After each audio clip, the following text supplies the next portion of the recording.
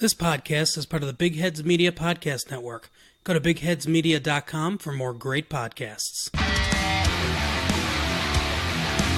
You're plugged in for the Podcast Wrestling Society, where you can get dynamic weekly pro wrestling and MMA-related content.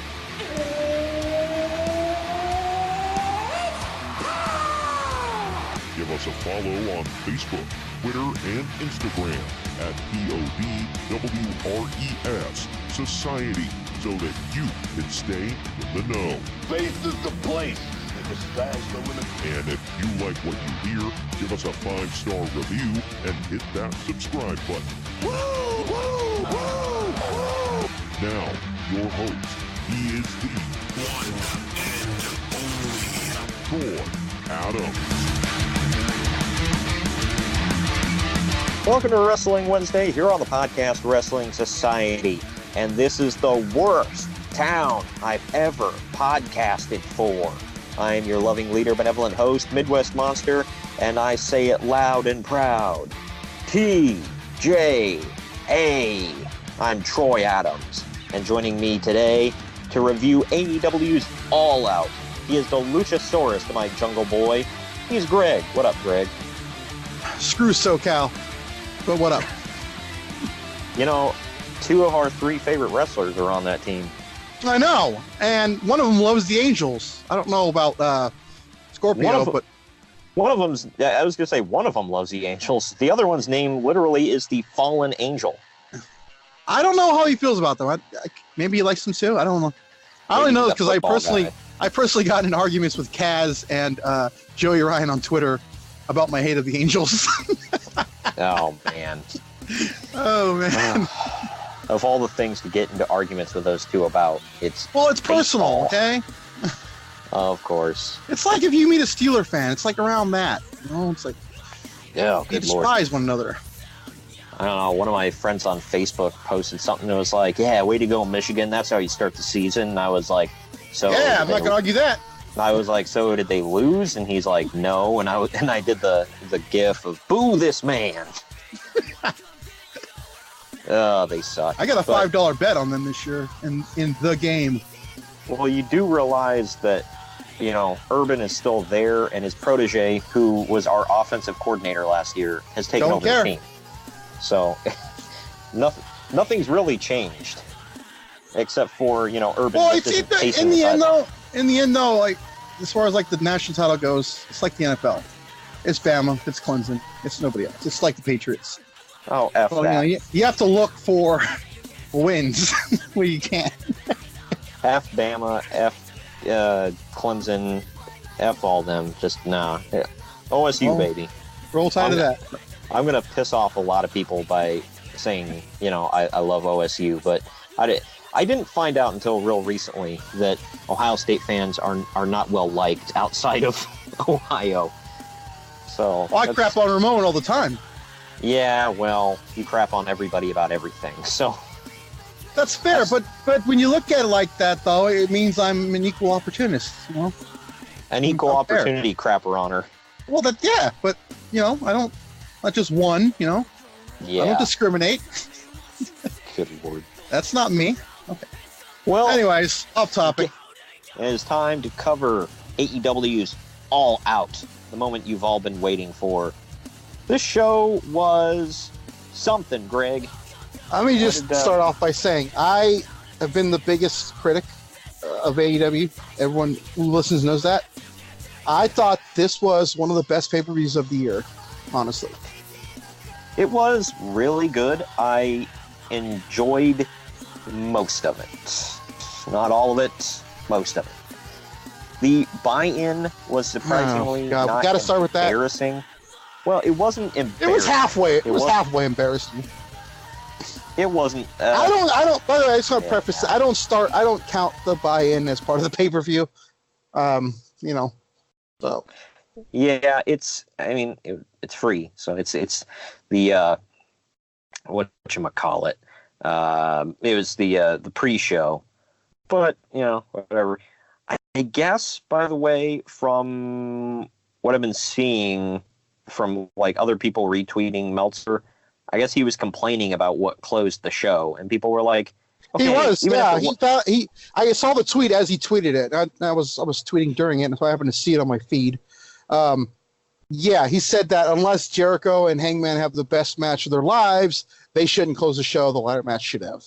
Yeah, and I'm actually, good Lord, I'm agreeing with the marks. I'm like, the first ever title match better close the show. Well, somebody said normally we'd be inclined to agree, but this is the crowning of the first AEW champion we're talking about here. He said, Flair versus Kerry was not only a world title change, but among the best matches of its era. Bruno rarely went last in MSG. Hogan often didn't as well. I'm not saying something new. If anything, they hurt the aura of that first title bout having to follow such an incredible match. I don't agree. That's not what ruined the aura. But anyways, more on that later. Yeah, I think that's bullcrap. And you know what? Hogan didn't close the show on house shows. At pay-per-views, he closed the show.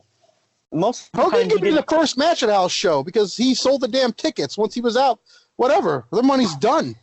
Well, the reason he didn't close because they were talking about this on a couple podcasts. The reason he didn't close the show 9 times out of 10 is because either he had to work 2 shows that night, so he worked one early and then closed the other one, or I mean, this was always a rumor. He wanted to go in, do his match, and get back in time for room service. But the original Brock maybe. Lesnar. Yeah. Look, I just want to hop off. That's why I get the hell out of here. Basically. Look, on a side note too, go watch a lot of the old Saturday Night's main events that featured Hogan. Very rarely did he close. The first ever Royal Rumble, it was like some 2 out of 3 fall tag title match, or not even tag title match. I think it was like the Islanders and the Bulldogs, I think. The first ever Royal Rumble. So it's like, certain things don't close that should. This should have. Listen to this. Last thing about Meltzer before we get into the actual show here. Somebody said, if Dave Meltzer thinks that Shawn Spears versus Cody Rhodes was better than Tyler Bate versus Walter, then I highly question his wrestling opinion. One, I kind of agree with that, but here's what Meltzer said. He said, instead of, saying, well, you're wrong or something like that, he says, sorry, I have to block you, given you have to at least hear my opinion before being critical of it. So he said, wait a minute, you don't like my opinions? I'm blocking your ass. Yep. What the heck? I have my nephew's money. I don't need you. Dave Meltzer is such a petty a-hole. But enough about him. I'm ashamed I pissed next to him. Wow. AEW's All Out took place at the Sears Center Arena in Hoffman Estates, Illinois, August 31st, 2019. The first match of the buy-in. AKA, by the way, I just got to say, was the Rosemont Horizon for old school fans. Nice. But the buy-in, the first match was Nyla Rose won a 21-woman casino battle royale. I gave this a D-. Like, there were a couple... You're generous. There were a couple things that sucked.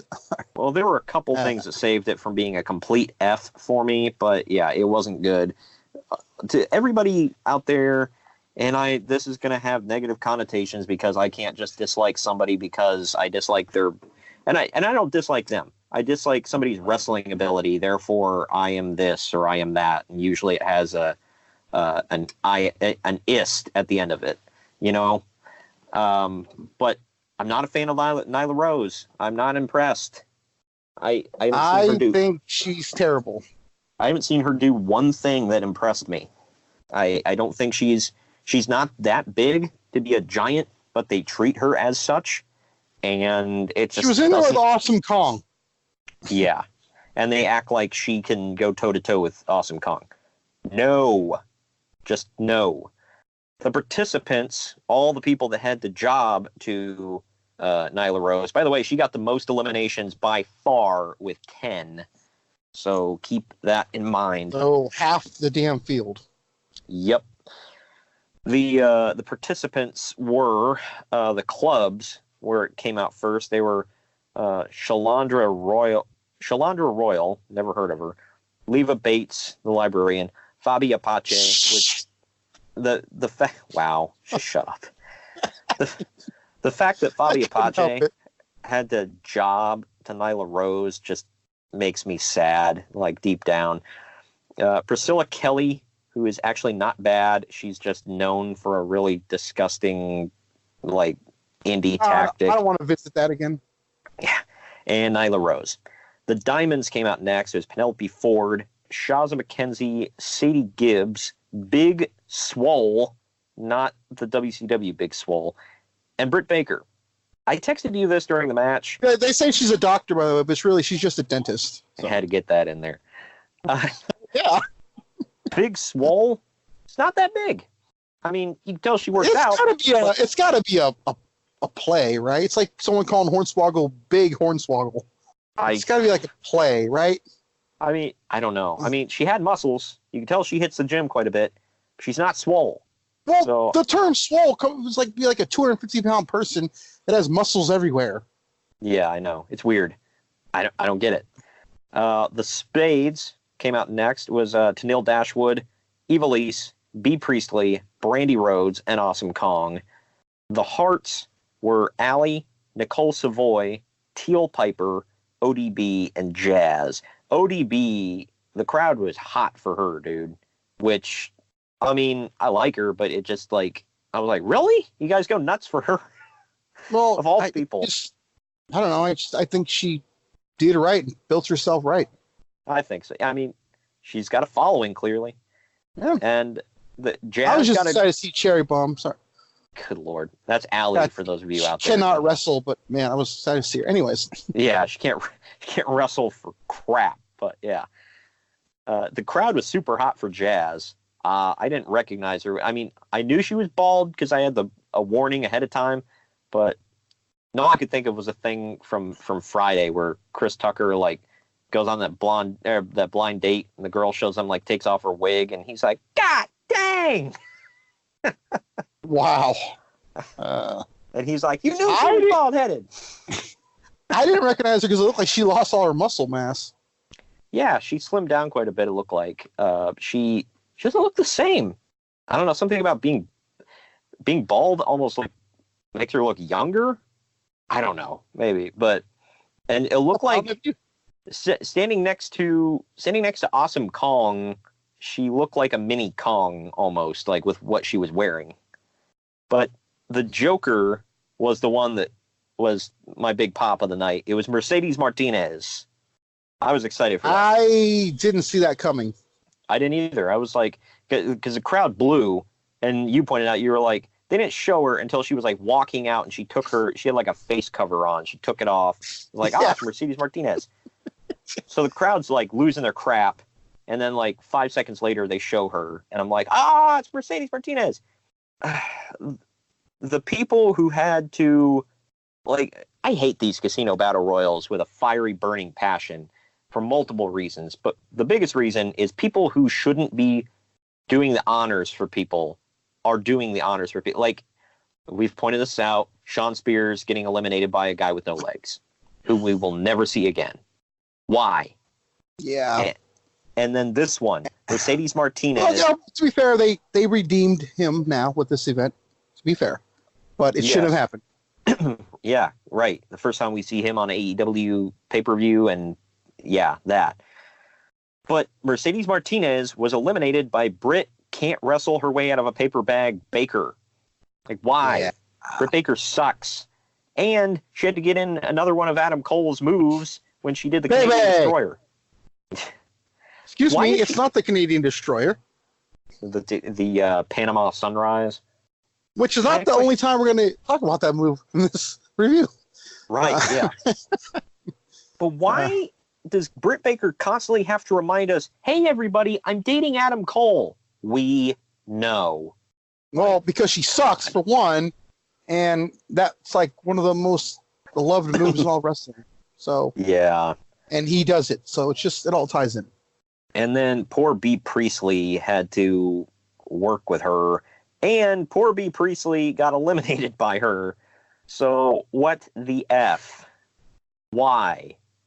By the way, I didn't see what her face looked like, so I can't judge. I've never seen Nicole Savoy before, I don't think.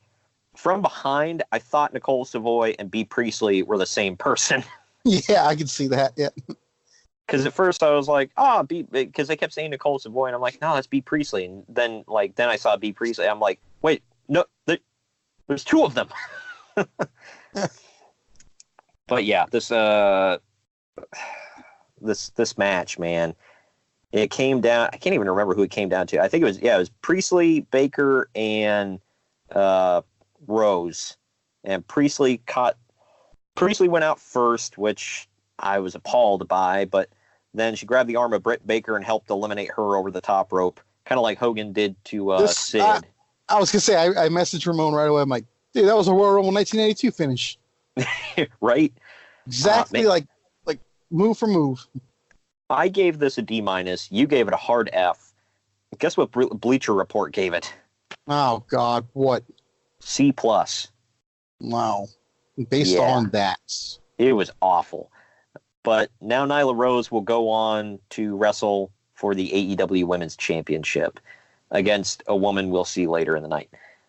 But then we get Private Party taking on Jack Evans and Angelico. I like that team. But I gotta ask, what the hell is up with the intros for Private Party? Like the dumbest crap ever. So cheesy and not in an endearing way. Well, you need a ticket to get in, right? Yeah, they hail from somewhere that you need exclusivity to get in or whatever, and then their weight is however much in cranberry vodka, and I'm like, what the hell? So stupid. And I like how you help but point out, and this has nothing to do. Well, yeah, you're getting to it, but you pointed out last time. You were like, Private Party. You mean not the Street Profits? Yeah.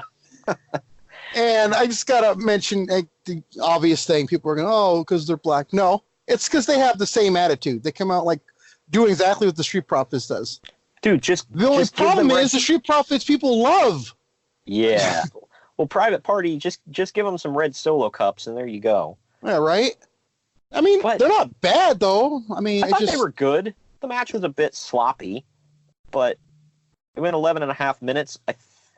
I mean, it was okay. Last time we got to see Private Party was at Fyter Fest. They did pretty good. That's how I knew it was. I knew what it was when I heard that scream. I knew it was one of the members of Private Party because he did that multiple times. I thought I was a fan until you told me. Yeah. I was like, would that person shut the hell up? Every time he does a cool move, he's like, woo! Freaking great. I bust a gut every freaking time. But I love Angelico and Jack Evans. I don't know if that's a super popular opinion. What do you think of them? I like Jack Evans. Yeah, that seems to be the thing. Everybody I talk to, they're like, I don't give a damn about Angelico. Yeah, he's good. No, he's not bad. It's just I like Jack Evans, and he can be the guy at the team, and Angelico's the other guy. That's just the way it is. Angelico does the Harlem Shake thing that people used to do years ago, but he's bringing it back. The match ends with Isaiah Cassidy ending up hitting both of his opponents with a reverse Rana, and then set up Mark Quinn for a cutter for the victory. After the match, Angelico and Jack Evans attack them, beat them down. The crowd rains down boos. I'm with you. I think C+. Not bad. It's better than average, but it was a little sloppy. I think the more we see of Angelico and Jack Evans, I think they'll do better. I don't know why they keep jobbing every time we see them. Well, they're going to lose the next match for damn sure. Well, who are they facing next? I think they face the Bucks next, right? Oh, wow. Well, hashtag flippy crap. There you go. Yep. Private Party are young. They need some time to grow, but they'll be good. And they need to stop trying to be the Street Profits. Yeah, that'd be nice. Hi, this is Brad. And this is Katie. And we're the hosts of Decomposition Podcast. I think considering the material we're working with, that language was neither shocking nor inappropriate. It's upsetting and delightful. Much like this song.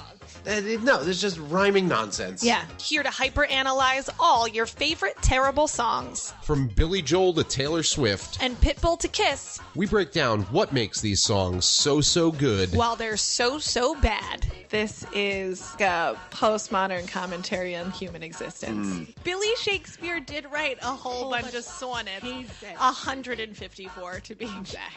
I am not suggesting that this is a good or artistic song in any way. It's not good, but it's great. You can find us at decompositionpodcast.simplecast.fm or subscribe on iTunes or your favorite podcast app. Check out our new episodes every Monday, and remember, they're not guilty pleasures if you don't feel guilty. The actual show opens with, I guess, the perennial openers, SCU, SoCal Uncensored. Yeah, is that a thing? So I thought I was the only one that noticed that. Yeah. Yeah, they just open all the shows now. I mean, the old mentality is you want to start hot, and okay, they're great. So Hell that's a hot start. But every show, I know. Yeah, it's getting a little old. Maybe their next pay-per-view, Full Gear, in November. I'm hoping maybe they'll get a different opener. Maybe the OWE guys. But I need to point out that this said SCU with Christopher Daniels, so I thought he wasn't wrestling at first. Yeah, that's weird. It's like, so is he not technically a part of the group, but he is? I don't know. But yeah, SCU took on, they have two names. It's a young boy, a boy and his dinosaur, or the Jurassic Express, whichever. But it was my boy, Luchasaurus, with your boy, Jungle Boy, and nobody's boy, because he clearly is lost from his parents somewhere, Marco Stunt. Yeah. I'm sorry. Sure, he can do some cool flippy whatever, and he's high energy, but just not to pull a Jim Cornette here, but not everybody gets to wrestle. And well, I know, he's probably celebrating his pubes just growing in, so he decided to have a match. Oh my God, you said that. What the hell? He looks like he's 12 years old, dude. He needs to go wrestle the other minis down in AAA. All right, that's all I'm saying. Nope, he's a little too tall. I think he beats the height requirement by like 4 inches. I don't know, man. I think he could go toe-to-toe with El Torito or whatever that is, Masquerita Dorada, whatever his name is now. This match was good, even though Marco Stunt was there. It was fun. Yeah, I mean, it was good. SCU took advantage of chaos going on. They hit the best Meltzer ever for the victory, which God. I can't remember who. One of them sets him up. I think it's Kaz sets him up for a tombstone, and then Daniels does the BME, best moonsault ever, but he like pushes down on him on his way down, and they win. Marco, but they did it on 2 guys because he had Marco Stunt and Jungle Boy. And at first I was watching, I was like, damn sure it was gonna be Luchasaurus and someone else. Oh well, hell no. But he rolled. I was like, like small victories. He rolled Jungle Boy out of the ring and pinned Marco Stunt, and I was like, oh, thank God. Yeah, right. So I was like, dude, if Jungle Boy takes this pin, I'm gonna be pissed. Like, not because Jungle Boy lost, but because he took the pin and Marco Stunt was in that team. Yeah, you might think I'm being so hard when you sent me that. Oh, thank God it was him. Yeah, because I was like, man. Dude, I'm like, dude, why?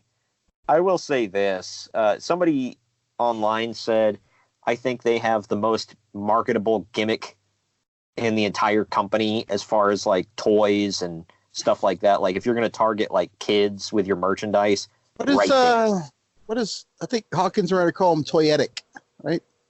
Oh yeah. Like when a wrestler looks like that, like kind of toyetic. I think that's the word they use.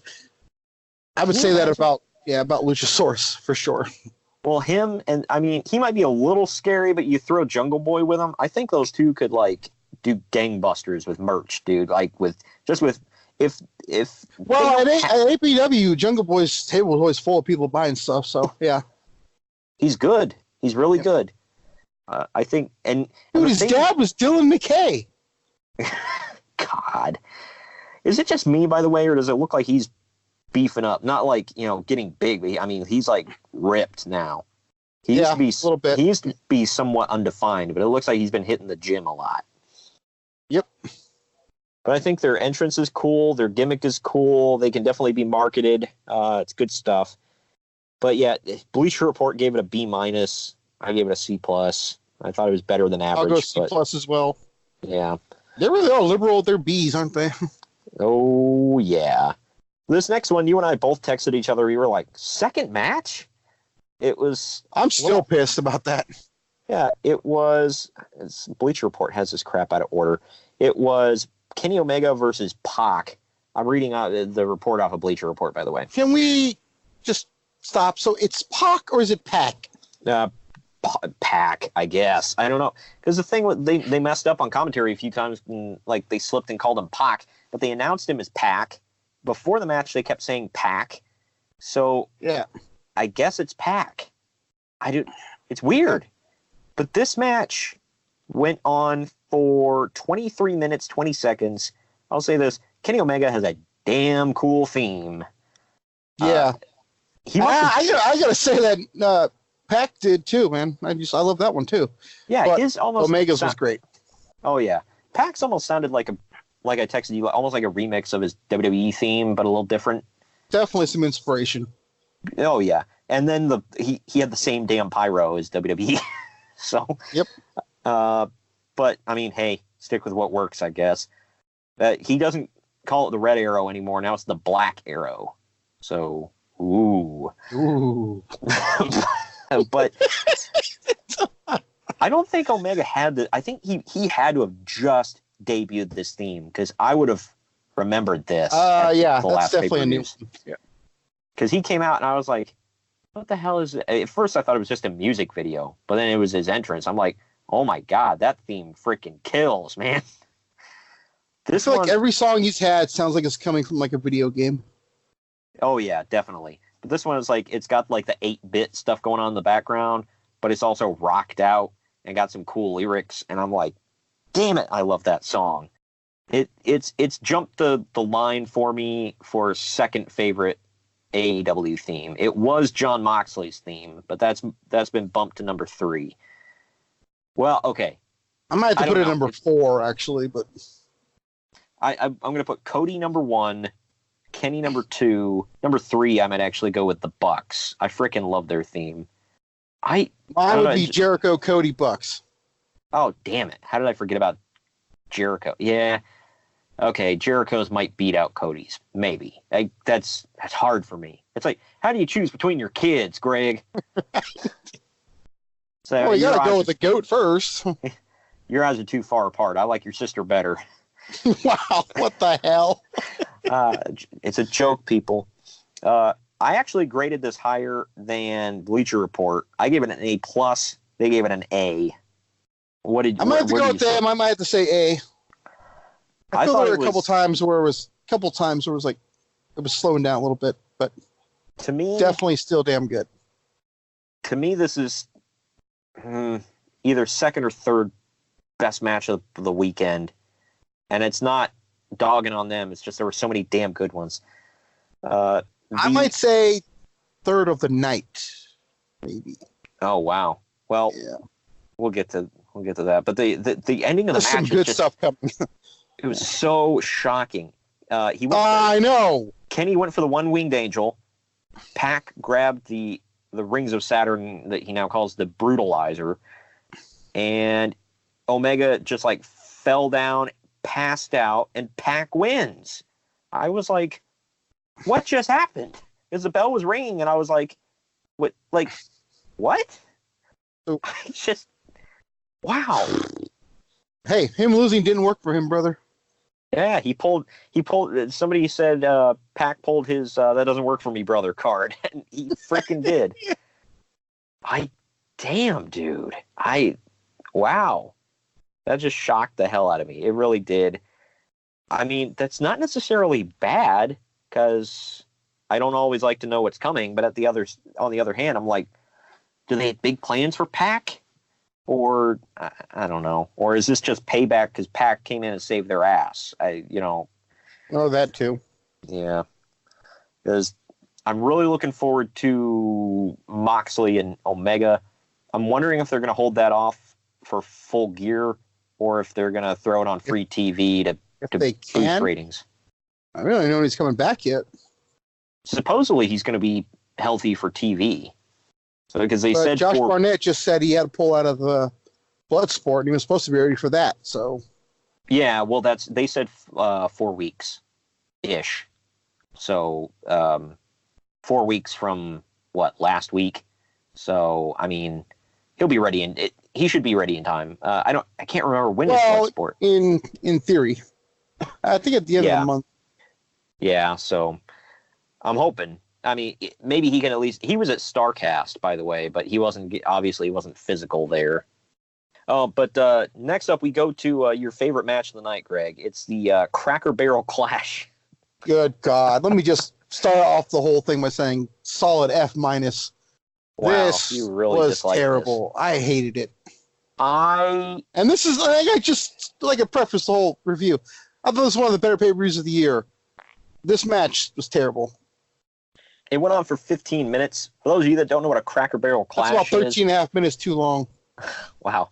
For those of you that don't know what a Cracker Barrel Clash is, it's like a no-holds-barred, hardcore match, except super white.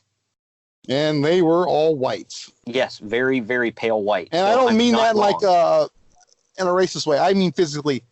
They all look like they hadn't seen the sun in a couple of months. Oh, yeah. Joey Janela should really... Arn Anderson was there that night. We'll get to that.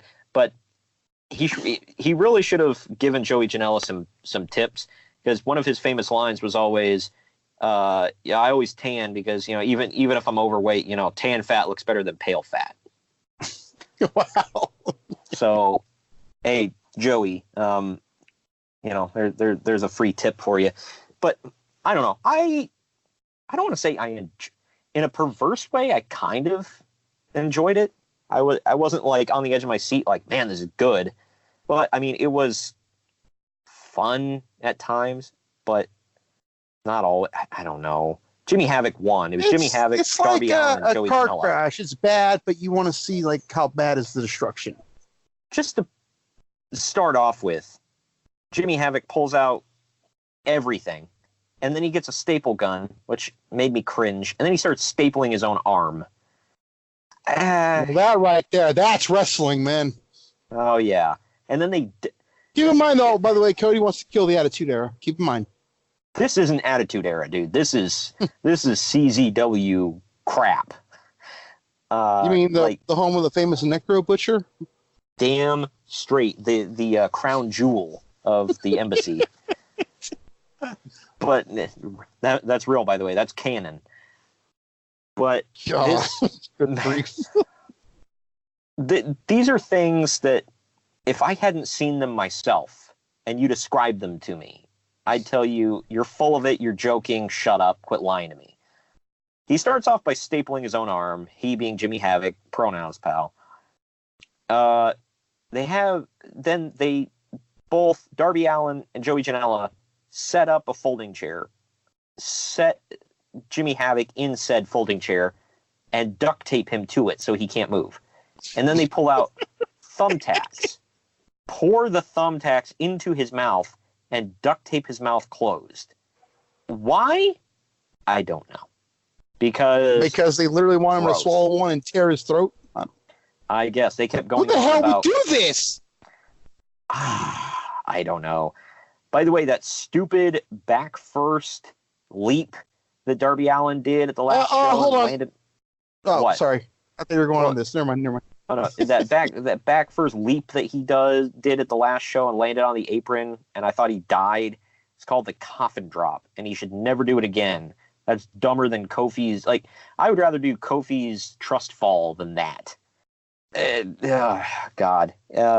They get barrels They bring... Because why not? It's Cracker Barrel. Well, yeah. By the way, JR talked more about their chicken in this match than he did about the match. I can't blame him. What you want to talk about this monstrosity? Somebody was saying they're like, hey, somebody get Tony in there, Tony Schiavone in there to tag out JR, like, and bring that poor man a plate. He's hungry. That's not why I wanted him to tag out, but anyways. I thought he. See, you and I are on totally different ends of the spectrum on this. I think he's doing fine, but I think he sounded drunk, uninterested, and like he was reading off of a paper all night. Wow, that's something, dude. He said like 7,000 times all night. I'm like, dude, you're literally a shell of yourself, man. It hurts to watch. And I am not crapping on this man. I love him. He's the greatest ever, but God, he's lost it, in my opinion. Well, then you and Ramon are really going to hate their TV because him and Tony Schiavone are going to be on it. So, well, I love Tony, but well, yeah, but Ramon hates him, and I don't think Ramon much cares for JR anymore. So he's really going to hate it. But some other moments of this match, Darby Allin gets a thumbtack-covered skateboard because, why not? You always got one of those lying around. Oh, yeah. And he does an ollie on top, off the top rope on top of Joey Janela's back. Why, I don't know. That just sounds terrible. I told you, man, if I hadn't seen this myself, I'd say you're lying. And then they pull out the stairs. He lays Joey Janela on top of it. He gets up to the top rope, he being Darby Allin. And he gets the Cracker Barrel, and he does a coffin drop, and Joey moves. He lands back first, shatters the barrel, and lands on the frickin' steps. And you can see his head snap back when he does it, because this man is a moron. Yes, that man and that man only. They're all morons, but this man specifically is an idiot. Then they get in the ring. Joey Janela and Jimmy Havoc get in the ring, and he hits something off the top rope. Havoc does something off the top rope onto the barrel, but like only Joey's feet go through it, and it looked like it legit hurt, which I'm sure it did. And then he hit the acid rainmaker through the barrel. Winner Jimmy Havoc. Jimmy, you want to know Jimmy effing Havoc?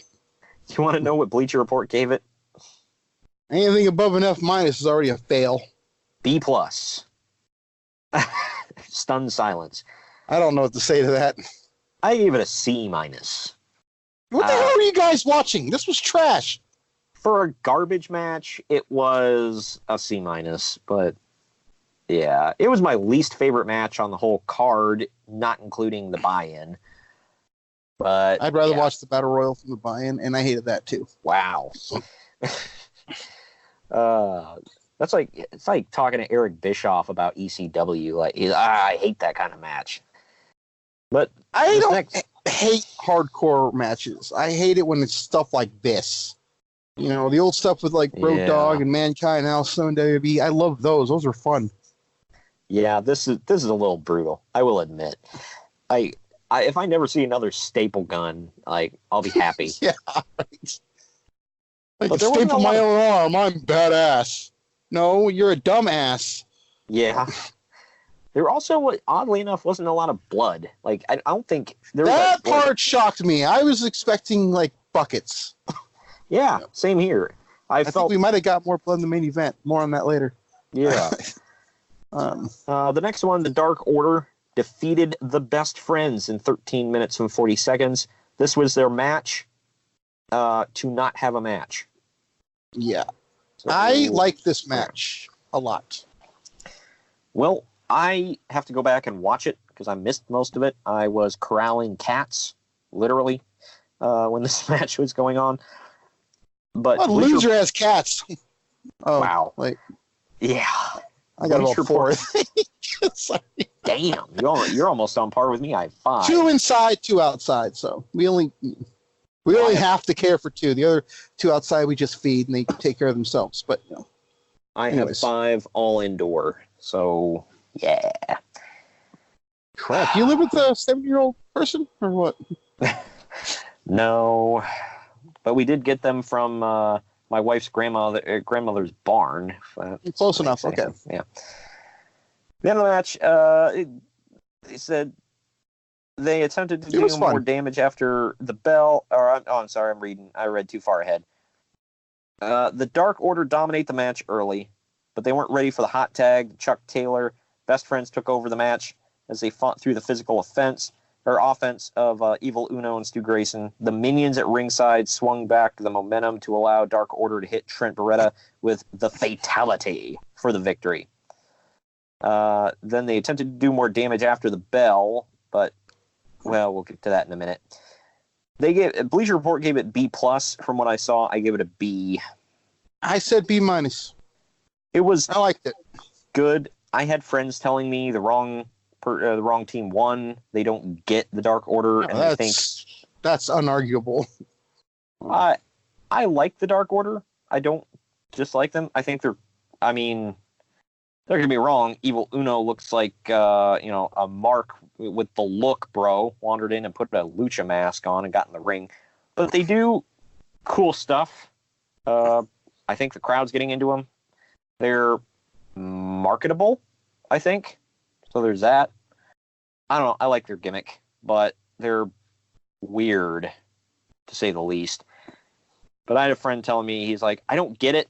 I'll never get it. They seem like an indie mid-card team. There's certainly time and room to improve, but... Yeah, we'll see what they do. We'll see if the crowd cares. This was the team... You got to keep in mind that all this is in Chicago. It's like a marked crowd, too. So, like I said from the beginning, you'll really get a feel for what people like and dislike when they start getting on the road. However, they're only going to be in the East for a long time, at least for the foreseeable future. So, I don't know. Yeah, we'll see. I want to see how this act gets over in West freaking Virginia. And I'm not joking. They're literally going to West Virginia for TV. I don't know why. I don't even think WWE goes to West Virginia, but I could be wrong. But, the end of this match, they attempted to do more damage. Like, they were, picking the Best Friends up, like the Druids. And the commentary made reference to the penis druids from All In. Do you remember that? Mm-hmm. Yeah. So if we needed a reminder. But they started to take them away, and then the lights go out, the lights come on, and it's Orange Cassidy in the ring. Crowd loses their minds. Orange Cassidy gets one of the biggest pops of the night by keeping his hands in his pockets and doing a suicide dive, whilst keeping his hands in thou pockets. I'll never understand it. I dig it. I don't know. This is one of the comedy gimmicks I kind of like. But Jim Cornette hates him, calls him my little dog Pockets. And at the end of the match, he stood in the center of the ring, and the Best Friends hugged him. It was weird. Real quick, not to get off topic, but to go back. I forgot to mention Joey Janela pulled out a tennis racket. It kind of got a pop. He laughed at it and threw it. I'm not sure a lot of people got the reference, but it was clearly a shot at Jim Cornette. Oh, yeah. Well, did you ever hear what he did, like some indie show? He was in a hardcore match. I know, shocker. And somebody pulled out a picture of Jim Cornette and stapled it to his forehead.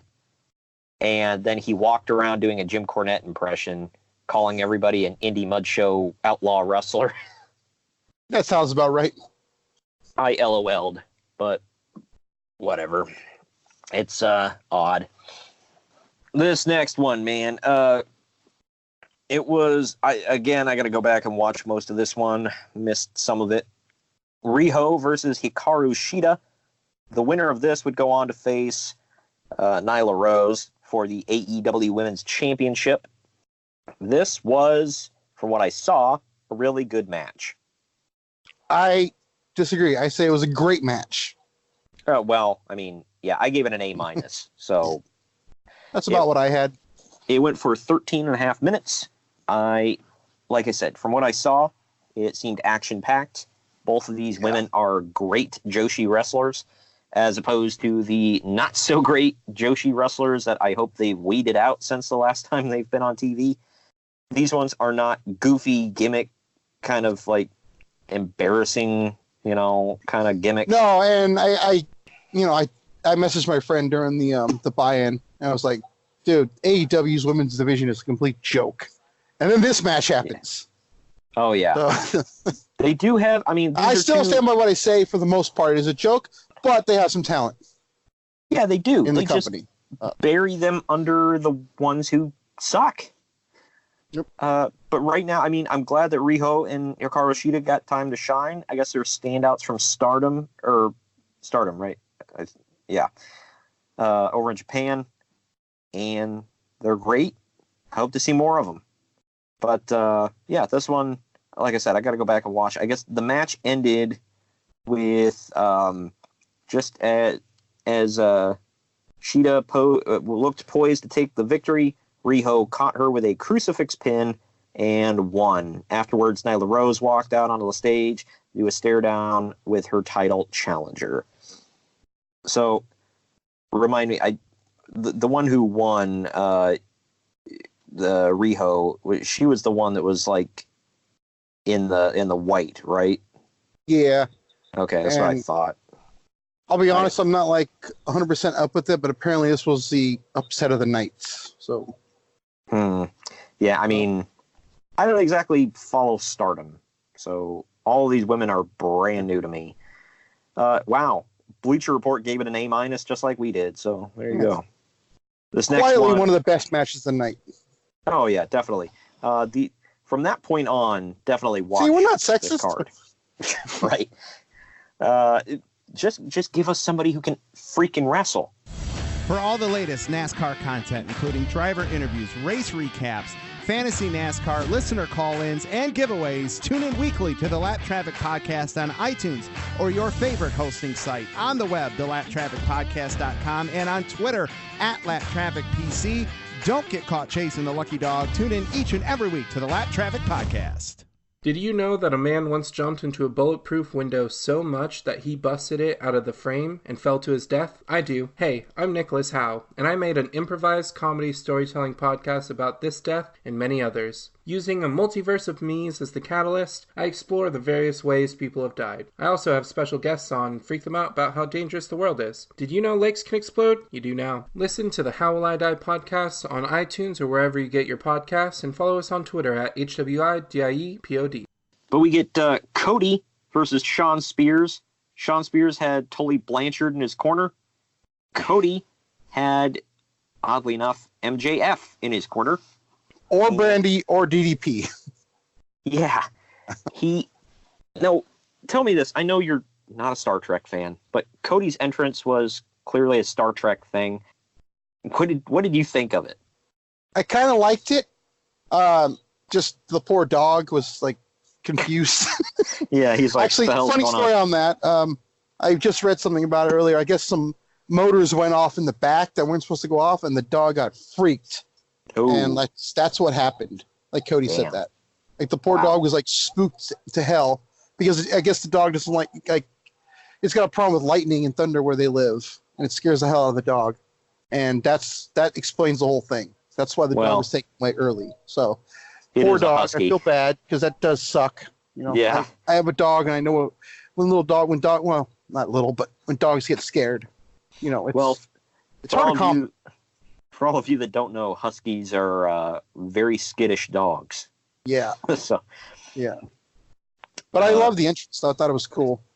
I thought it was cool.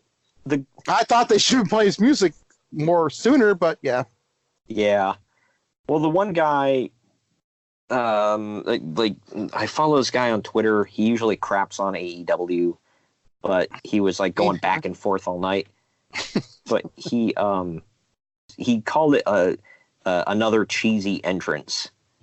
I'm like, I thought it was pretty good. The first one was cheesy. I'll give him that. I just thought it was stupid. It's like, instead of focusing on your own crap, you're taking shots at WWE. This was great.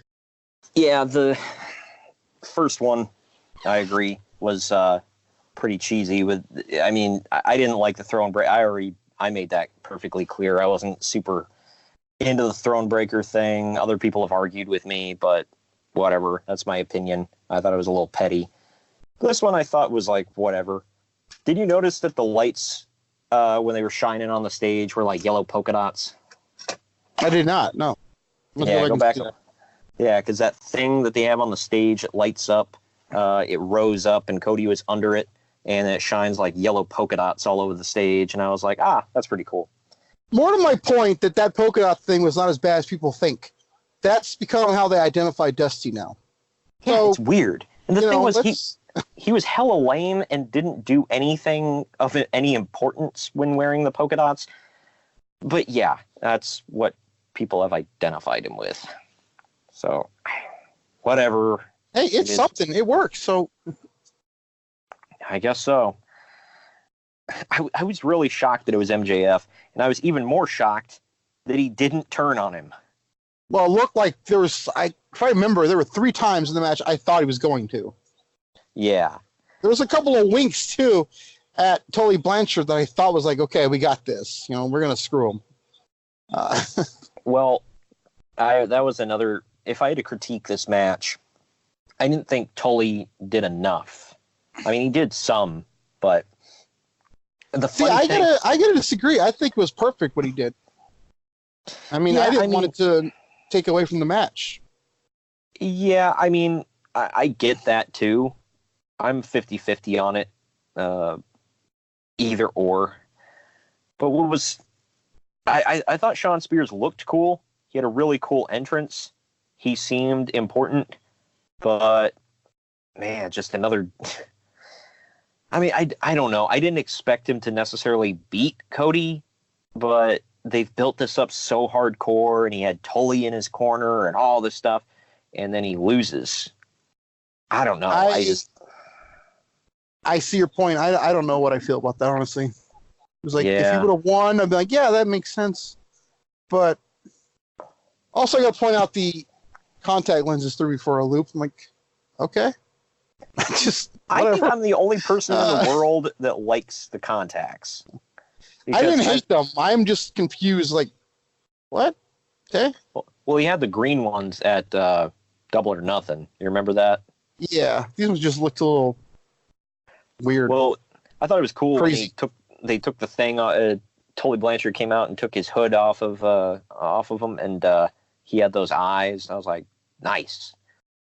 But I don't know. I was texting with Santiago, and he was just like dogging him. He was like, whoever told him to wear those contacts, he was ribbing him, right? Yeah. I was like, I liked it, but whatever. I didn't hate it, nor did I like it. I was just, whatever.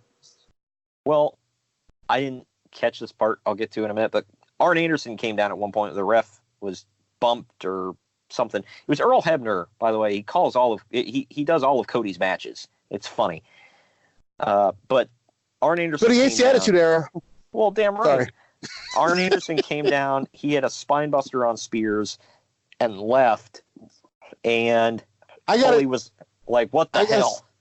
I got to say that spine buster still looks really good. Obviously, it's not what it used to be, but damn, dude, it still looked good. Oh yeah, he can go out and throw a spine buster with the best of them. And the crowd went wild. Never drew a dime though, but oh, good lord. The crowd went freaking wild for this. I missed this. Somebody said they were like, an Anderson helping out a Rhodes and not turning on him is sacrilege. Right. I was like, damn, I didn't even think about that, but you are absolutely right. I since we're on that, I got to point out, they kept talking about, nobody has more wins over Dusty Rhodes than Tully Blanchard. I don't think that's true. I think they're just going off the whole Horseman thing. I think Flair has more wins over him. I don't remember many high-profile Dusty Tully matches. Well, it could have been in Houston. One. Well, I mean, I don't know if they wrestled in Houston or Mid-South or I don't know. I mean, we're going off of what we know from, NWA, WCW type, Just say the W Network. Yeah, but I don't know what they did in Houston or Texas. No, I'm certainly not saying they're wrong. It's just I don't know it's true, but they hammered that home all night. So. Yeah, it's one of them where it's like, it might be true, it might be bullcrap, we don't know, we can't really research it too well. I'll ask Uncle Dave. Oh, wait, he blocked me. Uh-huh. Right? I have one more chance to redeem myself. You do that, yeah. I'm not used to it yet, well, but I have it. Well, don't disagree with his opinions or his stories, Greg, or he will have to block you because we can't have that. Either way, after the spine buster, it came down finally to one-on-one after things started breaking down, and MJF kind of kept Tully off to the side. Cody. By the way, before I forget, is it just me or does MJF look like Alex Shelley a little bit? I kept thinking it was him. A wee bit. I think he's bigger, but yeah, he's a little bit. He's got a I don't know, a crap-eating grin, I'll say. But basically, a mother could love. Yeah. Yeah, basically. Spears held a steel chair. It was holding on to it. Cody hit a disaster kick into it, and then he got the win. Good stuff. Shawn was holding it because Cody threw it at him, I believe, like a Van Daminator. Oh, yeah. Which I thought was pretty cool. Yeah. Yep. Guess what Bleacher Report gave this? What? D+. Are you effing crapping me? Trying to keep it PG. Wow. I told you I thought this was the best match of the night. I think this is a solid A+. And, wow. They said the reasoning was the match was mostly... They said it was mostly story and heat, yet it boiled down to too little wrestling and too much interference. Okay, maybe there wasn't enough wrestling, but it was good. Yeah, it was fantastic. I'm gonna and people listen to Bischoff's podcast, they know how he rates stuff too. You have to also have story, not just wrestling, you know? Yeah. I can't believe that. D. If you'd have told me B+, okay, I can see that. But D? I gave let me reiterate. I thought this was my favorite match. Maybe it's always the best match of the weekend. This was my favorite match, though. I got to point that out. I gave it an A-. This was great. Yeah, it kind of reinvigorated my love of Cody, honestly. It was. We have a friend who's showing me nameless that's not going to like me saying that, but I love this. It's like, wow, yeah. I forgot Cody is this good. You know, but. Yeah, he had a great match with Nick Aldis at All In. He had a great match with Dustin at Double or Nothing. He had that great tag match with Dustin against the Bucks at Fight for the Fallen. I can't remember if he did anything at Fyter Fest. I want to say he did, but I can't remember. And then he had this great match with Shawn Spears. So and I think this also showed me that Shawn Spears can go. Yeah. Like more yep. He can go more than the WWE let him go, if that makes sense. No, they did let him go. Well, yeah. You know what I mean. You know who didn't let him go? You know who didn't let him go is his new wife, Peyton Royce. I hate you, Shawn Spears. I hate both of the men in this match. I think he got the second of the two Iconics, but whatever. Oh, whoa. Oh, that's. I feel like I'm the only person in this world that. Hey, I like Billy Kay more, but. Hey, I mean, like that's like, again, it's like how do you choose between your kids, you know? But it's up there. But yeah, this match went on 16 minutes 20 seconds. I loved it. They spread the interference out, so it wasn't just like boom, boom, boom, boom. Yeah, like, Dusty. Yeah, they didn't do any screwy finishes. Not to speak ill of the dead, you know. With all due respect. Yeah. But they didn't do any screwy finishes. They didn't do a Russo booked match, whereas like everybody hits the ring, you know, whatever. Like I said, A-. Oddly enough, I think what would have ruined this is if DDP came back out.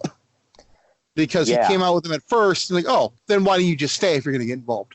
So, you know. Right. I look at the whole thing like that, but. I thought Arn was a nice touch. I thought Arn was the moment of the weekend. Maybe I'm being like an old school fan, but like that's like the moment of the weekend for me. Like, holy crap, it's Arn Anderson, and he did the spine buster. He didn't just appear; he did the spine buster. It was like, holy crap! Well, and you had two of the four horsemen out there. Yeah. So there you go, and one of them wasn't Ric Flair. So that's always cool. Oh, by the way, you know how I was telling you, I was like, man, I'm kind of excited about Conrad getting that new podcast with Arn Anderson because of the potential as far as like, you know, things he's seen and done in the business. Well, on Pritchard's latest podcast when Conrad is like, "Did you hear about my new podcast I'm adding to the family?" He's like, "Oh, with who?" He's like, "With Arn Anderson." And Pritchard goes, good luck with that one." I'm like, well, damn, that's like, it's got to be a reason. Yeah, freaking burial. But I don't know. But next match was, it's probably tied with me for my favorite match of the night. It was Escalada de la Muerte, Ladder of Death. The Lucha Brothers versus the Young Bucks for the, as I've always called them, AAA World Tag Team titles. But the guy, thank God, replacing Alex Marvez on commentary, is like Hispanic. He said he's Puerto Rican, and he pronounced it AAA. I can't even freaking say it. Help me out, Greg. I don't know how either. I knew it was coming. But this match went on 21 minutes. I'm white that I am Mexican. Let's get that straight, okay? I am. It's a fact. Yeah. I gotta say, by the way, I love the Super Kick Fiesta instead of Super Kick Party in their theme. Yes, it was great. I don't know why, but I was like, I love that. I love it. I want the new T-shirt. In the T-shirt, they're wearing the masks that they came out wearing, where it was like the buck heads. It was good. It was freaking great stuff. The Lucha Brothers. Every time they've made an appearance anywhere for AEW, the crowd effing blows, dude. So they're over like Rover. Like they're not great. AEW, right? I mean, they have AEW contracts, but they're AAA. Yeah, I mean, yeah, they're back and forth. So they have contracts for both. So the weird thing, kind of like the Cincinnati Bengals, they have contracts for the NFL, but they're really prison guys, right? Oh my gosh, that's wow, low blow. I had to get that one in. Yeah. Okay. Well, the weird thing about this is, I mean, if I had to ask you, is like, who does the crowd love more out of the Lucha Brothers? Who would you say? Which Lucha Brother? Or? Yeah, like which of the two Lucha Brothers do you think the crowd? I would say Pentagon. Oh yeah. Same here. Well, in Mexico, it's flipped. I mean, they do love them some Pentagon, but according to Santiago, Phoenix is the dude down in AAA. I mean, he's the AAA mega champion or whatever the hell they call it, and that's who Kenny Omega challenged for the title coming up. They haven't set the match yet, but I kind of hope it's when they do the. Well, no, it couldn't be. It couldn't be when they go to New York because I guess it says Impact hosts that event. So I'm like, oh, you ruined it. By the way, for those remember Impact. Yeah. Well, AAA is no longer running the Garden. Slow ticket sales, so they moved to the Hulu. Well, the marks let me believe that WWE had something to do with it, but 50 tickets probably didn't help. Yeah, Uncle Dave flat out said he's like, dude, they couldn't sell tickets. So I mean, when Uncle Dave is, because he'll make excuses every freaking time, but he's not here. He's like, they just weren't moving tickets. So it is what it is. But the Lucha Bros and the Young Bucks, I will say I loved everything about this match except for that bump that Nick Jackson took at the end. Yeah. I want to say I love the Canadian Destroyer through the table. That was great. Was that Pentagon on Matt? Yes. And then I loved when I think it was Pentagon and Nick on each side of the ring on top of a ladder. And they'll look at each other like, you better not.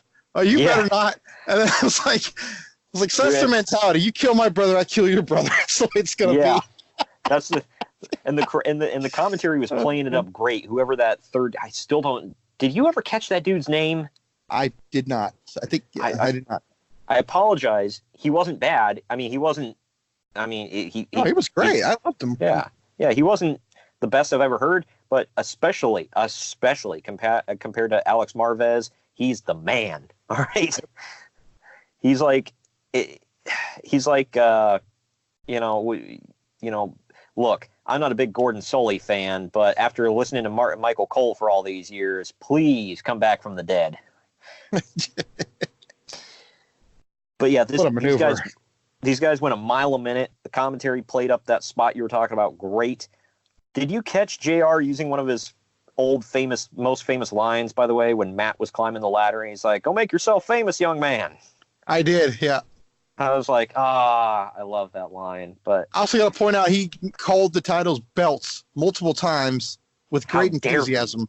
Well, with great enthusiasm too, though. Like he was clearly taking a shot. I mean, it is what it is. I guess he's still sore about that Dr. Heine thing, and not the way you would think. Yeah, that's what he's upset about. Yeah, there's a list. There's always it's like that kissing Vince's ass and shaking his ass for a dance contest. Why do they have to do things with JR and ass?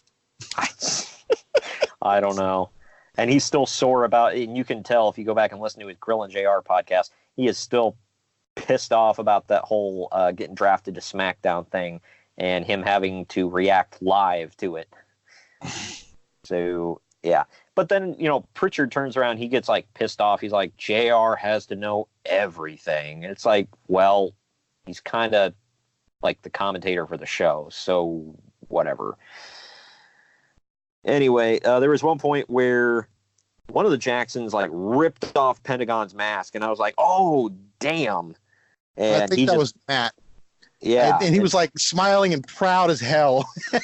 And Pentagon dropped, and they dropped the mask down onto him.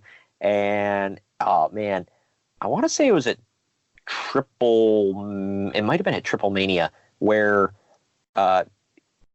Kenny unmasked Ray Phoenix and picked him up for Kenny Omega. And he picked him up for the One Winged Angel, and he put Phoenix's mask on himself and picked him up for the One Winged Angel, and then Phoenix ripped the mask off of Kenny's head, put it on his own face, and then did a reverse Rana out of it.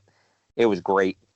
But that last bump, they had two tables side by side, pushed Nick off of the ladder outside the ring. He went through the one table, and I swear his head smacked off the other one. It looked ugly. But at the end, the Luchadors retain the AAA World Tag Team titles. Bleacher Report gave this a B-, man.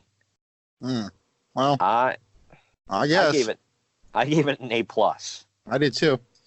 I was shocked at myself because I was legit pissed the Bucks lost, and I'm kind of. I've talked so much crap about them over the years, but man, I don't know, these past few matches I've been seeing, great. Maybe because Nick's not throwing 100 super kicks. I'm like, oh wait, they could wrestle. Okay. Oh yeah, they've been doing great character work, great entrances, good stuff. I think it was Ramon that pointed out to me they finished up their indie bookings, so it's probably why they're not going to have those titles. Okay, it makes sense. They get their actual titles. Yeah, well, I mean, they still have a working agreement, like a talent exchange thing going on with AAA. But yeah, but let's be real. They're not gonna. Let's be real though. They're not gonna send as many guys over there as AAA's gonna send here. Probably not. They have a weekly show in America. AAA needs them more. If you really think about it. So dude, I don't anticipate them sending a lot of I don't anticipate them sending a lot of AEW guys, a lot of them, a lot of time over to Mexico. If this is any indicator how much they need AEW, I will say this. Think about this, people. AAA just sent Big Mommy up to do the job for Taya on Impact. So, yeah. That's just any exposure, I guess. But after the match, the Lucha Brothers get attacked by some guys wearing all black and wearing president masks. When the guys rip. I gotta stop, Ryu. I gotta say this right off the bat. I feel like I may be the only person in the world that knew who this was. It just made so much sense. I was like, oh, that's got to be LAX. I'm like, who the hell else could it be? My mind was swimming. I was looking at him like, okay, they're not the right size for Enzo and Cass. I'm like, I don't know. I didn't know who was a free agent. So I was like, I heard it last week that LAX left, and like then I heard they were WWE bound, but AEW was calling them. It's like that's got to be Santana. I was like, yeah, yeah. They took off the mask. It's Santana and Ortiz, LAX. They call them I don't know if they're going to keep the name LAX, but let's be fair. They're the fake LAX. Sorry. Yeah, don't get me wrong. I think they're great, but they're not the real LAX. No. So I mean, on commentary, that one guy, whose name escapes me, is he referred to them as the Boricuas. So maybe they'll go with that. Oh, that's just lazy. Yeah, I don't know. It's Hispanic. So there you go. I say that, yet I love Usos. Yeah, this. I mean, the match was something, but the only bad thing was card placement. Not the greatest ladder match I've ever seen, but I thought it was great. No. Yeah, it was a great. Young Bucks always go ape crap in ladder matches, but then we go to the main event: Chris Jericho, Adam Hangman Page, AEW World Title. Let's just get into it. Adam Page came out. I have to say real quick, this match, as good as it wasn't as good as I thought it was going to be. Yeah. Some people may disagree with me on that. I just thought it was like, wow, this should have been 10 times better. Not that it was bad, but Bleacher Report and I both gave it a B+. I might say B-. Yeah, I couldn't argue. I thought it dragged a little bit. It did. There were times where I was getting a little bored, and it was, yeah. I mean, it dragged a bit. Had to get some blood in there. Adam Page, that, I saw a picture of Jericho on his Instagram this morning. I think that was legit. You can still see a nasty cut above his eye. Well, you could tell what he did to Adam Page was legit. So it was probably they probably had an agreement. It's like, look, I'll bust you open, you bust me open. Or it was unplanned receipts. Maybe. But Adam Page rode out on a horse and wearing chaps. I thought that was cool. Jericho didn't have a special entrance, which I was a little shocked about, but whatever, especially with what happened. But the match was what it was. He had the song of the night. Yeah, that and Cody, man, are battling out. But I love Judas. That song is great. But Jericho hit the Judas effect, got the pin. Chris Jericho, ladies and gentlemen, your first ever AEW World Heavyweight Champion in 26 minutes, 25 seconds. I cannot say enough how much I hate that. Yeah, I need to preface it by saying I think Jericho's I don't think he's the greatest of all time, but he certainly has an argument. It's not like a something he says that it's far-fetched. Well, he beat Stone Cold and The Rock in the same night. He did, that's right. Now available in the archives. It's so TNA-like. The WWE guy is their first champion. Yeah. And people who complain about the old guy being the WWE champion, and let's set aside the whole part-time thing. The Rock, Brock, Goldberg. How is this any different other than Jericho will probably be there every week? I mean, I think that's the difference is he'll be there every week, and he actually has long drawn out matches. Yeah, but still, they're using a WWE guy. I think it's horrible. I don't agree with it, but I get the reasoning. I get both sides of the coin because they're like, well, when we go to TNT, people will say, "Oh, there's Jericho. I'll tune in." I mean, it's not like or they're gonna be like, "Oh, it's Jericho. I've already seen him on WWE. Why am I gonna watch this?" There is that possibility too. Yeah, I mean, there is. I think there will be enough intrigue where they will tune in to see him. It's not like I never understood TNA's thought of, oh, well, we have Jeff Jarrett. People will tune in to see him. Who was tuning in to see him? Well, to be really fair, it's not like Raven was a big thing. I much rather have seen Raven, but I think that I don't think it was a great choice. I think it was just a lack of options. So yeah, is true. I never understood that. You know, like their theory was flawed. Like they didn't have the whole, well, he's good and he draws a crowd and he's beating all these people. It's Jeff Jarrett. This is Chris Jericho. So I'm definitely not saying he doesn't deserve to be champion. I just right. don't think he needs to be. No, yeah. I think Hangman Page, well, I still believe it should have been Omega, but I think Hangman Page should have been the guy. It looks like they're going to keep Kenny away from that title for a while, just by the way things are going. Yeah, I'm intrigued by him and Jericho 3 for that title, though. I do think it adds something, like not to do a 180 on my whole opinion, but it does add something new if they face off again. Yeah. It's like, okay, now it's for a title, and it's a rubber match, so, okay. Well, I think, I don't know, if and when that match does happen, Kenny's got to get a few wins first. It's the only win he's got. How about a win? Yeah, well, the only win he's got in AEW is the 6-man against the Lucha Bros and Laredo Kid. So there's that. But any other closing remarks on this? Yeah, damn good pay-per-view. I liked it. Can't say enough. You know, as big a critic as I've been, I would love to sit here and say, oh, it was okay. No, it was great. Yeah. But the question now becomes, can it keep up? So yeah, we'll have to. I hope. But NXT is launching ahead of time, you know, so right. They're going to have established competition. I don't know if I'm using that word loosely or not, but established competition night one. So it'll be interesting to see what they do. Maybe Jericho loses it night one to Omega, and Omega and Ambrose becomes the thing for the title. That's a possibility. Yeah. Excuse me, Moxley. Yeah. I don't know. I can tell you this, though. As much as I'm complaining about it, I'm intrigued, though. It definitely didn't turn me off of watching. Yeah. I'm excited to see where it goes from here. I just don't agree with the decision, but I'm still going to watch. So right. Yeah. I mean, I'm excited. It'll be good. I hope it's going to be good. You know, Wednesday nights, man. It's going to be interesting to see what happens with NXT and AEW. Well, that's the thing. To me, I think I can safely say NXT is going to be great every week. You know, but I could be wrong, but I think that's a safer bet. If we're betting on which one of these is going to be better every week, the safer bet is NXT.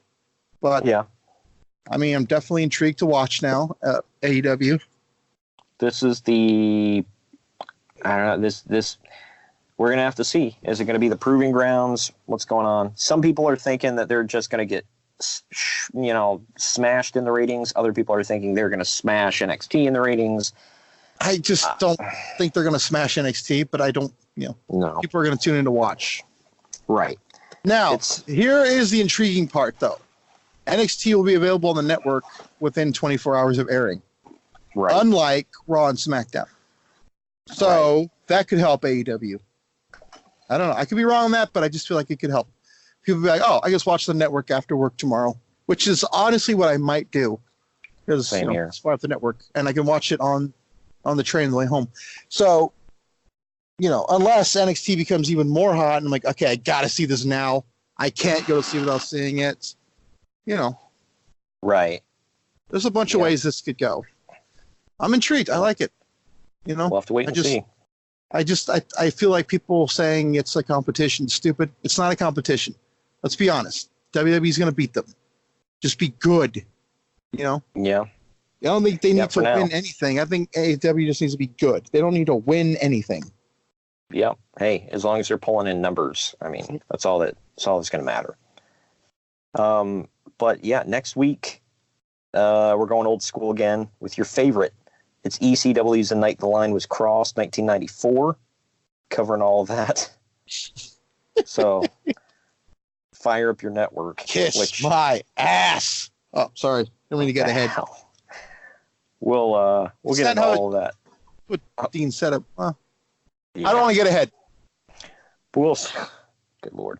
We'll get into all that next week. Are we ever going to have a Naked Meeting episode or what? I'm waiting. I'm going to say no. But for now or just ever. For now. Ever for now. Good Lord. Like the door's closed, but it's not locked, right? No, it's locked, and I burned the house down. So there's that. So that's our September 11th. That's our September 11th show. And then September 18th, we're going to talk about Clash of the Champions and the big event. You remember that? Yes, I do. I just passed by the venue for that. I'll have to go check it out. I've never watched it. So that was the Hogan-Orndorff one, right, in Toronto? I think so. If that was the one I passed by that, I think, yeah. I believe so. But that's our September 18th show. And to wrap up September on the 25th, covering WCW's Fall Brawl 96. And I assume after that will be Hell in a Cell, which I'm going to love because I will be there. Well, we got one more ECW to open up October, and then we will be reviewing Hell in a Cell, of course. ECF&W. It's Hardcore Heaven 97 to open up October, man. Because Hardcore, if I remember... Was it their second ever pay-per-view? I think that was... Because if that's the one I'm thinking of, then we've got the Extreme Copter. We've got Sandman stealing an ambulance. Good crap, pal. That was the most oxymoronic thing you've ever said. Good Lord. And then October 9th will be Hell in a Cell's review. And then we'll have a poll, bro, after that. It'll be an Insurrection poll, whether you want us to cover Insurrection, which was an England pay-per-view for WWF in 2000, 2001, 2002, or 2003. But I'll put that up on a poll. Then we'll close out the month with Halloween Havoc 96 and 97 for October. Yeah. Okay. Looking forward to all that. All right, but thank you for joining me today, man. Yeah, it was fun. And great everybody, weekend wrestling. We recorded earlier a review for UFC and kind of some preview stuff, and TakeOver Cardiff, a review for that, but this went so long, it's going to be relegated to our YouTube, so go check that out ASAP. And go like and subscribe to YouTube, youtube.com/Podcast Wrestling Society. And we will see you later. Later.